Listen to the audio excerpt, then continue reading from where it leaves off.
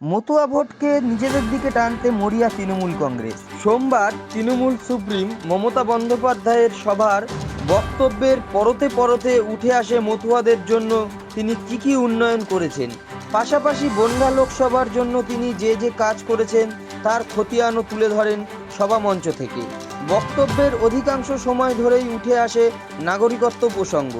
Trinamool supreme স্পষ্টই বলেন, নিঃশর্ত নাগরিকত্ব হলে তাদের কোনো আপত্তি নেই, কিন্তু নাগরিকত্বের নামে আসামের মতো বাংলার মানুষকে বেনাগরিক হতে তিনি দেবেন না।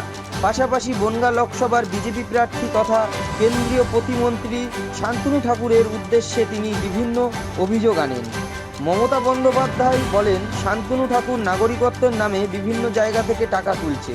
পাশাপাশি তিনি আরও অভিযোগ করেন, বিভিন্ন জায়গায় টাকার বান্ডিল পাঠানো হচ্ছে। শান্তনু ঠাকুরের উদ্দেশ্যে তিনি বলেন, শান্তনু ঠাকুর যেন আগে সিএর ফর্ম ফিল আপ করে। তিনি কেন ফর্ম ফিল আপ করছেন না? কারণ তিনি জানেন ফর্ম ফিল আপ করলে শান্তনু ঠাকুর বিদেশি হয়ে যাবে।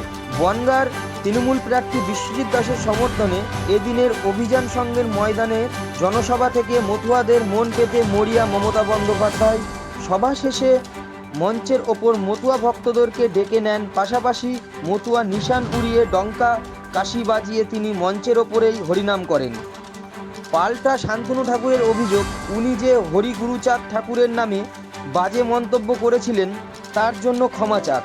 নাগরিকত্ব নামে আমি টাকা তুলছি প্রমাণ করতে পারলে আমি রাজনীতি ছেড়ে দেব। মতুয়াদের কাছ থেকে ডিআইবির নাম করে টাকা তোলা হচ্ছে, মুখ্যমন্ত্রীকে জবাব দিতে হবে কেন আমাদের সমাজের মানুষের কাছ থেকে টাকা তোলা হচ্ছে।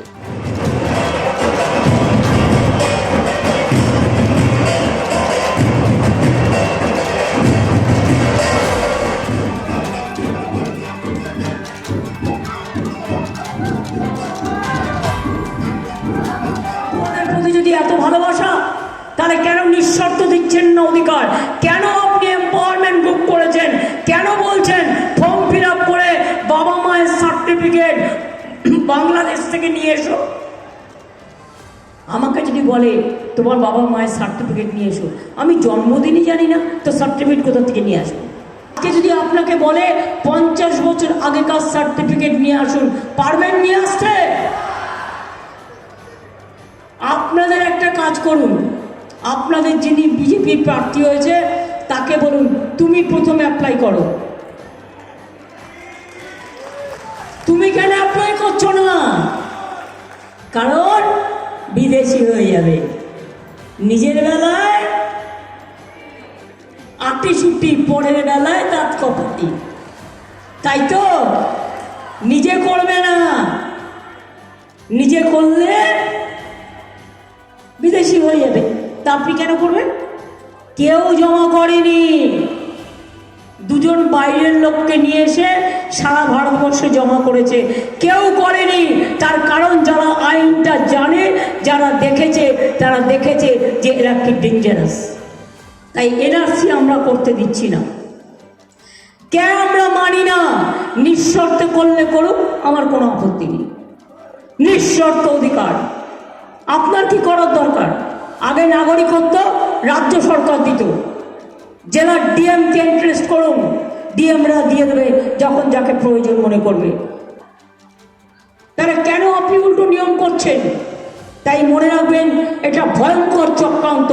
আর একটা চক্রান্ত করেছে ইউনিফর্ম সিভিল কোড, যেটা হচ্ছে সংখ্যালঘুদের কোনো অস্তিত্ব থাকবে না, ওবিসিদের কোনো অস্তিত্ব থাকবে না, তপশিলীদের কোনো অস্তিত্ব থাকবে না, আদিবাসীদের কোনো অস্তিত্ব থাকবে না, হিন্দুদেরও কোনো অস্তিত্ব থাকবে না। শুধু one nation, one political party leader. বিজেপির কিছু গুন্ডা, কিছু মাফিয়া আর কিছু লুটেরা বাহিনী। ভারতবর্ষে ইলেকশন আর হবে না।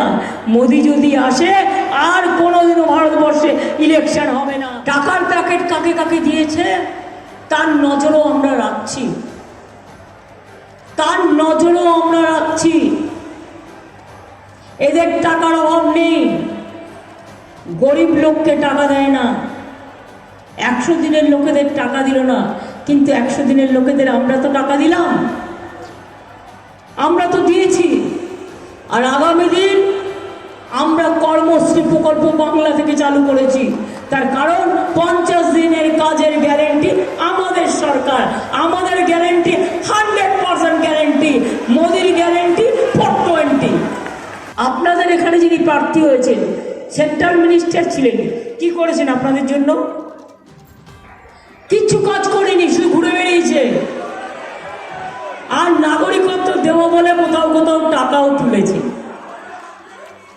আমি ফর্ম ফিল আপ করবো কি করবো না সেটা আমার রাইট, সেটা তো এই রাজ্যের মুখ্যমন্ত্রী বলে দিতে পারবেন না। কিন্তু উনি যেটা করছেন সেটা আগে বন্ধ করুক। উনি মানুষকে ভাওতাবাজি দিয়ে যে টাকা তুলছেন, সিএ অ্যাপ্লিকেশন করলে সিটিজেনশিপ চলে যাবে, তাহলে ভোটার কার্ড আর রেশন কার্ডে যদি মানুষের সিটিজেনশিপ হয়, ওনার ডিআইবি ইনকোয়ারিতে কেন 71 সালের আগের দলিল লাগছে? আর 71 সালের আগের দলিল না থাকলে ডিআইবি টাকা তুলছে লক্ষ লক্ষ কোটি কোটি টাকা, এ টাকা কোথায় পৌঁছচ্ছে? মুখ্যমন্ত্রী জবাব দেবে। সারা দেশে কেউ অ্যাপ্লাই করেনি, দুজনকে বাইরে থেকে ধরে এনে অ্যাপ্লাই করানো হয়েছে। সেগুলো তো আমরা বুঝবো, সেন্ট্রাল গভর্নমেন্ট বুঝবো কাকে অ্যাপ্লাই করতে হবে না করতে হবে, তো ওনার হেডেক নয়। উনি রাজনৈতিক বিরোধিতা করছে, করুক।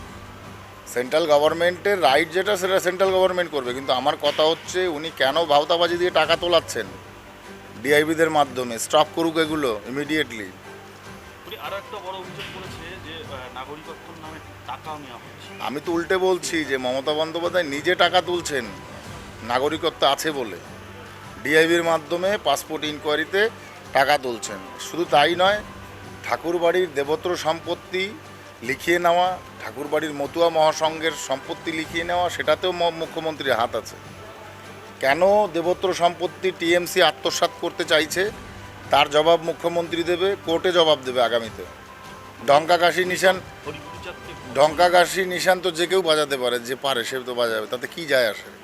উনি বাজালেন বলি কি ভোট ওনার ঘাটে খাতে পড়বে? মন পাওয়ার চেষ্টা। উনি আগে হরিগুরুচাঁদ ঠাকুরকে যে গালিগালাজ করেছে সেটা আগে উনি ক্ষমা চাক, তারপরে উনি পরে আসবেন ডাঙ্কা বাজাতে। উনি প্রমাণ করতে পারলে, নাগরিকত্বের নামে যদি প্রমাণ করতে পারে আমি টাকা তুলছি, তাহলে আমি রাজনীতি করা ছেড়ে দেবো। আর উনি যে টাকা তুলছেন আমাদের এই উদ্বাস্তু মানুষদের কাছ থেকে, সেই টাকা ডিআইবির মাধ্যমে ওঠানো হচ্ছে, সেটা উনি জবাব দেবেন। কেন ডিআইবি টাকা তুলছে আমার সমাজের মানুষের কাছ থেকে?